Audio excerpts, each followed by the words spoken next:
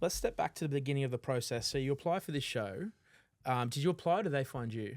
They found me. All right. Yeah. And now here is. You know, they reached out to me. Yeah, did they? I was like, do you know what I did? Bro, They said, okay. would you like to come on the show? And I said, how did you find me? And they said, we've got I do like Instagram. And I said, why don't you come work for me instead of them? Yeah, She's like, yeah, "Nah." exactly. I said, I'm not exactly. coming on your show. Yeah, but yeah. Well, like BTS, little secret of the trade is that this show doesn't have enough viable men applying for it. Right.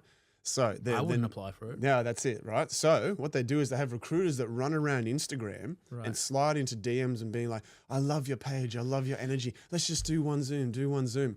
And I told him to piss off twice. Right. I was like, hell no. How did they find it? But you didn't have a huge profile to begin with. No, but like what they do is they must set their filters or they must like have like, because you know the algorithm responds to what you look at. Right. So these people are running around all day looking at men's profiles and reaching out to like dozens, hundreds even, because the men that apply for the show aren't interesting enough. Right.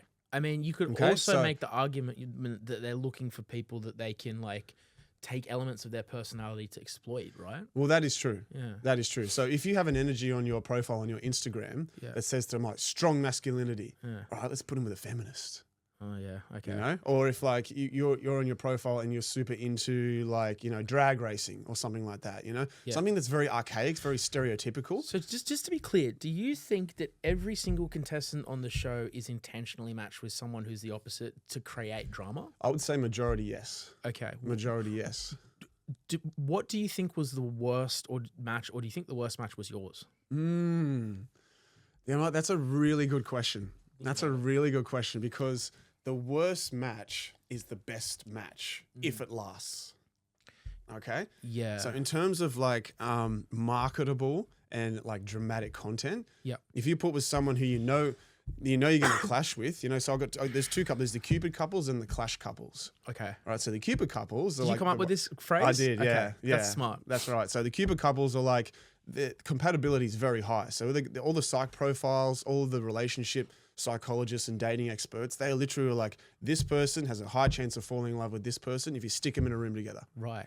But on the other side, they're like, what if we put, say for example me, he's Ryan, right? So he loves his gym, right? He has an antique samurai sword at home, right? Which I actually do, right? You know, so I love your passion. That's right. Yeah. I mean, like I'm a bit of a nerd at heart. They should have matched you with a sword, really. Yeah, exactly. Oh, right, that would have been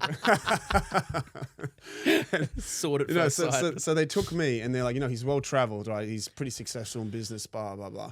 But let's take these characteristics and throw them into this arena with a partner who disagrees with a lot of it. You know, not even like verbatim, just like on basic principles of how they live their life. So you were the Clash couple. That's right, yeah. And so I was matched with someone who was used to manipulating and controlling and getting their way in previous relationships. Right.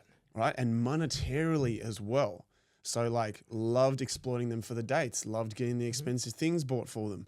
And their mentality was actually quite like... They had a strong mentality. They're a very intelligent person. So if you find a man who's like a little bit emotionally, I'm not going to say weak, but pliable, you know what I mean? Like they're flexible in the sense of they'll respond to a stronger personality. Right. That's what my match was used to dealing with.